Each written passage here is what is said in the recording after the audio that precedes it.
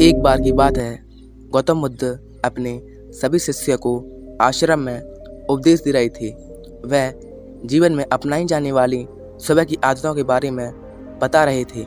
वह उनको बता रहे थे कि इस प्रकार की आदत अपनाकर हम अपने हर दिन को और अपने पूरे जीवन को बेहतर बना सकते हैं। फिर महात्मा बुद्ध अपने शिष्यों को कहते हैं कि हमें जल्दी यानी सूर्य की किरणों के साथ ही उठ जाना चाहिए। जब सूर्य की किरणें निकलती हैं तो पूरी प्रकृति को ऊर्जा प्रदान करती हैं और हमें भी ऊर्जा का आनंद उठाना चाहिए। जो व्यक्ति देर से उठता है और सूर्य की ऊर्जा को ग्रहण नहीं कर सकता और पूरा दिन नीरस रहता है, उसका पूरा दिन आलस से भरा रहता है।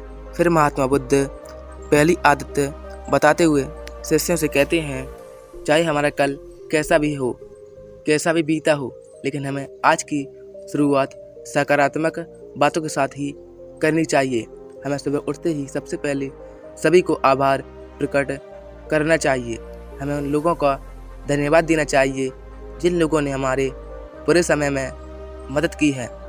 हमें उस परमपिता परमेश्वर को धन्यवाद देना चाहिए जिन्होंने हमें यह स्वस्थ शरीर प्रदान किया है। हमारे अंदर किसी भी प्रकार की कोई कमी नहीं है। हम स्वयं चल सकते हैं, बोल सकते हैं, सुन सकते हैं, इस प्रकृति की सुंदरता को देख सकते हैं, चिड़िया के चहचहाना के आवाज़ को सुन सकते हैं, नदियों के बहने की आवाज़ों को सुन सकते हैं, क्योंकि बहुत से लोगों ने यह देखा भी नहीं होगा क्योंकि उनकी आँख नहीं है।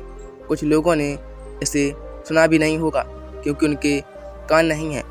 बहुत से लोग तो चल भी नहीं पाते क्योंकि उनके पैर नहीं हैं।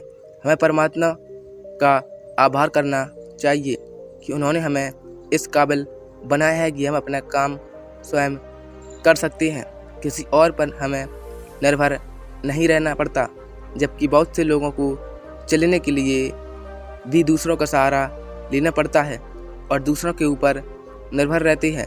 हमें इस प्रकृति को अपने आसपास की चीज़ों का धन्यवाद करना चाहिए जिन्होंने हमारी ज़िंदगी को इतना सुंदर बनाया है।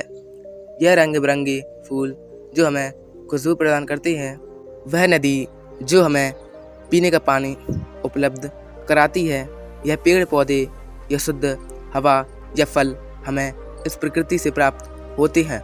हमें इन सब का आभार प्रकट करना चाहिए, इनको धन्यवाद देना चाहिए। इन सब ने मिलकर हमारे जीवन को बेहद ही खूबसूरत बनाया है। हमारे मन के भीतर कई तरह के विचार चलते रहते हैं। विचारों का एक कोलाहल मचा रहता है।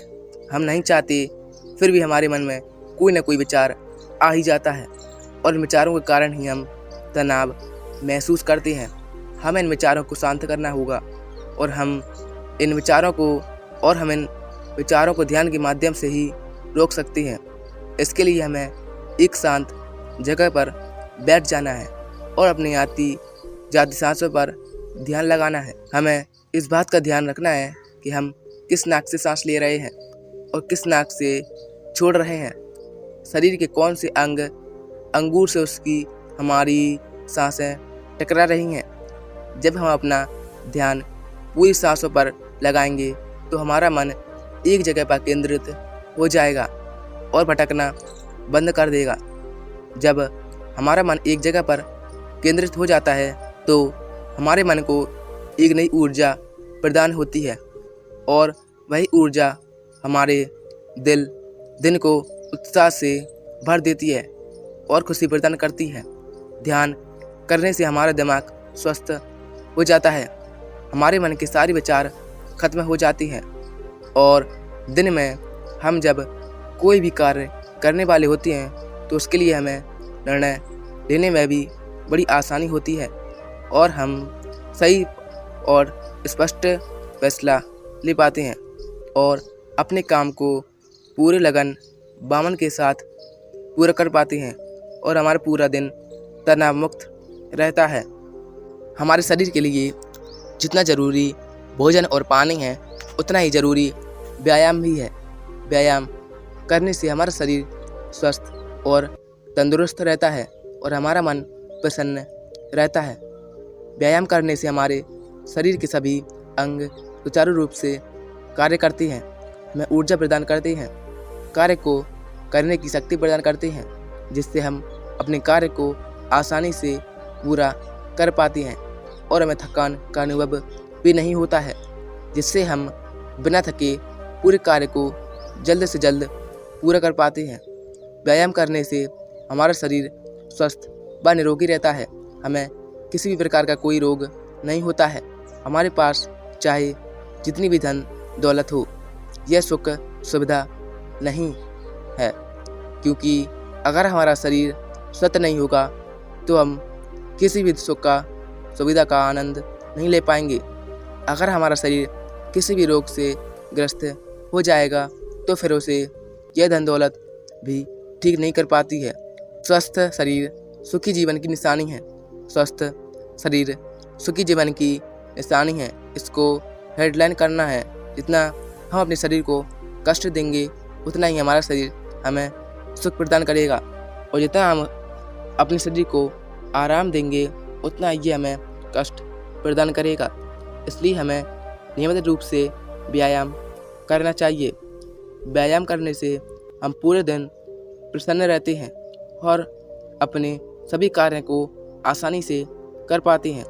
व्यायाम करने से हमें दीर्घायु प्राप्त होती है और हम लंबे समय तक युवा नजर आते हैं। जो लोग व्यायाम नहीं करते समय से पहले ही वृद्ध नजर आने लगते हैं। इसके बाद गौतम बुद्ध अपने शिष्य को सुबह की चौथी आदत बताते हुए कहते हैं, आभार व्यक्ति करने के बाद, ध्यान करने के बाद और फिर व्यायाम करने के बाद तुम्हें एक कागज़ और एक कलम उठानी है और उस कागज़ और उस कलम से अपने पूरे दिन की दिनचर्या लिखनी है। अपने सभी कार्यों को लिखना है जो उस दिन आप करोगे और उन सभी कार्यों का समय निर्धारित करें, जिससे आप एक निश्चित समय में अपने सभी कार्यों को पूर्ण कर पाएंगे और आपका कोई भी कार्य नहीं छूटेगा।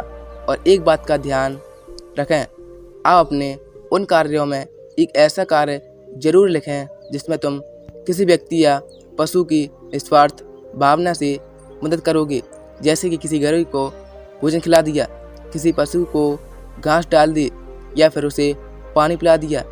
ऐसे करने से तुम्हें शांति प्राप्त होगी और जब तुम्हारा पूरा दिन खत्म हो जाएगा तो तुम्हें एक अलग ही खुशी का अनुभव होगा कि आज मैंने एक अच्छा कार्य किया है, आज मैंने किसी की निस्वार्थ भाव से मदद की है, आज का दिन मेरा बहुत ही अच्छा था, मेरा कोई भी कार्य नहीं छूटा, मैंने आज का दिन बहुत ही अच्छे से जिया। फिर महात्मा बुद्ध अपने सभी शिष्यों को सुबह की छठी आदत बताते हैं और कहते हैं, आभार व्यक्त करने के बाद, ध्यान करने के बाद, व्यायाम करने के बाद और अपने विचारों को कागज़ पर लिखने के बाद तुम्हें कोई प्रेरणादायक ग्रंथ पढ़ना चाहिए। जब तुम उन प्रेरणादायक ग्रंथ को पढ़ते हो तो तुम्हें उन ग्रंथों से प्रेरणा मिलती है और कुछ नया सीखने को मिलता है और उसी को तुम्हें अपने जीवन में कहीं ना कहीं, कभी ना कभी काम अवश्य आएगी। हमें रोज़ कुछ ना कुछ नया सीखने को मिलता है और हमें रोज़ कुछ ना कुछ नया सीखना भी चाहिए।